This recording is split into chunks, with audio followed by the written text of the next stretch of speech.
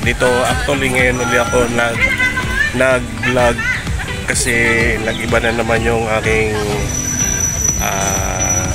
career. So hindi na uli ako sa sa Grab. So lahat ng apps na subukan ko na, InDrive, Grab, Joyride. So actually na ngayon nag-service ako. So driver pa rin habang wala pa yung aking opportunity.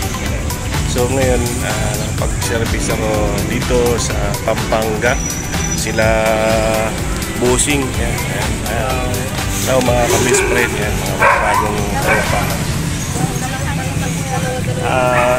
Makikita nyo sa vlog ko. So mamaya update namin kayo pagkatapos ng binyagan. Actually hindi naman ako kasama dapat sa binyagan, nasama na rin ako. Kaya feeling ko ninong na rin. Okay guys, update ko kayo mamaya. So, ito yung Catholic Church ng Pampanga dito sa Pampanga.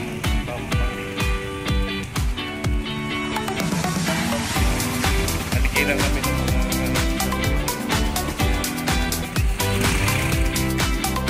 araw ng linggo, araw ng pagsamba.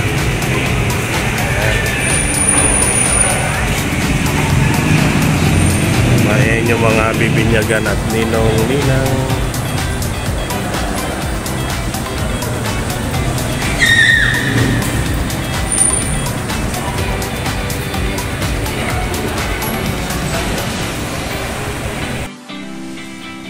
Dahil nga sa binyagan, nandito rin ako. Piling ninong. Ikaw ba bro? Ninong ka rin ba?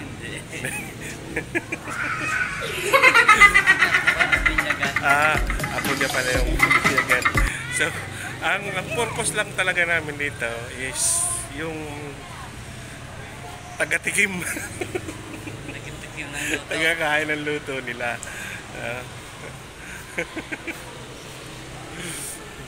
Best friend, kami ay yayaw na at pupunta kami doon sa aming mga kainan.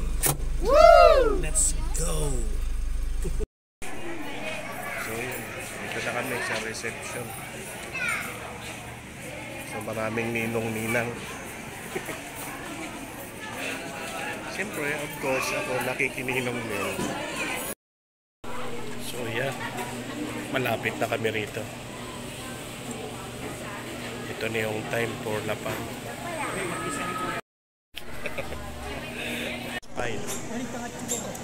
So ayan, so nakakuha na ako mga ka-best friend, kaya time to eat now. Peace.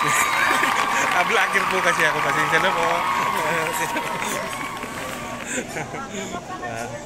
So yan na, thanks God. Ito na kami, umpisa na ang lapang. Another morning, another day. Mga ka-best friends, so hindi kami natuloy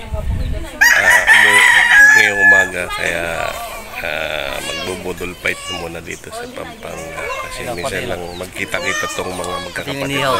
Punta ka sa inihaw para makita inihaw. So ngayon kasi nag-prepare for budol fight.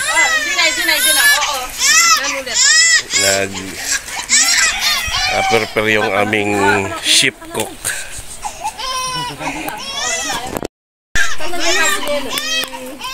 Yan yung aming ship cook. Chef, ano po yung ating menu ngayong umaga? Fried chicken. Sigang salmon. Fried chicken na may sabaw. So, at sa salmon. Actually, ito yung may dito, si Madam, na kaya kami napunta rito. So, yun ang kagandahan dito sa Pampanga. Talagang fresh na fresh yung kanilang tilapia. So, mag-iihaw kami. So, naumpisa na nila ngayon itong bangos. Kala mo ikaw lang ha? Sige lang, mag-subscribe tayo pare-parehas. So, dito, mayaman sila sa mga gulay. Gaya nito, meron silang pang sinigang kasi may manok na doon, may papaya na. Actually, mga ka-best friend, ito yung kanilang kabuhayan. Na-harvest na yung maisan dito. Siguro yung banda doon, yun. Hindi pa na-harvest yun, yung mga yun. Yung mga mais doon. Ito yung part dito na kabuhayan nila. Napakalawak ng taniman nila rito. So, yun, ibang recipe na naman yung ginagawa ng aming chef cook. Chef, anong luto yan, chef?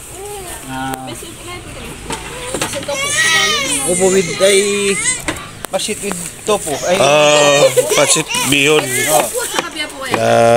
May upo. Ayos ngayon lang ako makakatikim niya na.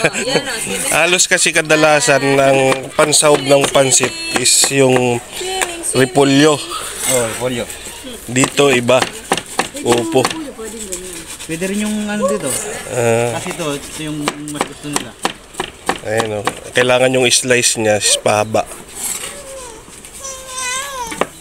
So mamaya guys, hintayin natin yung luto na yan. Talagang mukhang masarap talaga yun. Sa ano pa lang Makakaw lang si Butchug.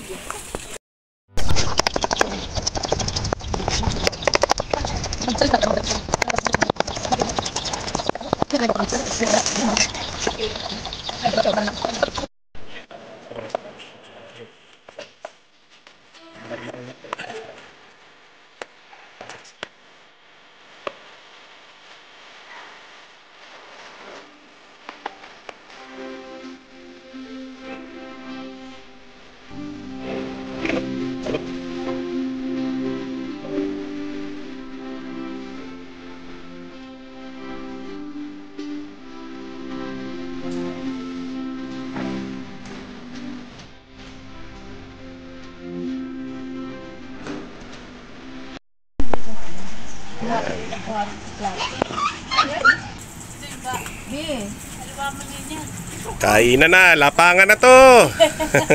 Kainan na, lapangan na to. Ayan na. Siyempre, ito na yung time para kumain. Yes. Dalawa kayo. Diba? Ang sarap ng buhay namin ngayon. Sige. Initan ka. Bihira lang to. Kasi actually, itong mga to, magkakamag-anak, magkakapatid, ang problema, ako, nakikihalo lang dito. Panggulo. Ang tawag doon ay saling pusa. Yes. Okay. So, ito yung aming chef cook at siya ang nag-preparation. Sana Ma-invite namin kayo, punta kayo dito sa lugar nila sa Pampanga. Ganon sila kabait at welcome sa bisita. Ay, Jerome. Ayo guys. Hindi na ka po shipping ng ate. Okay, shipping ng abo.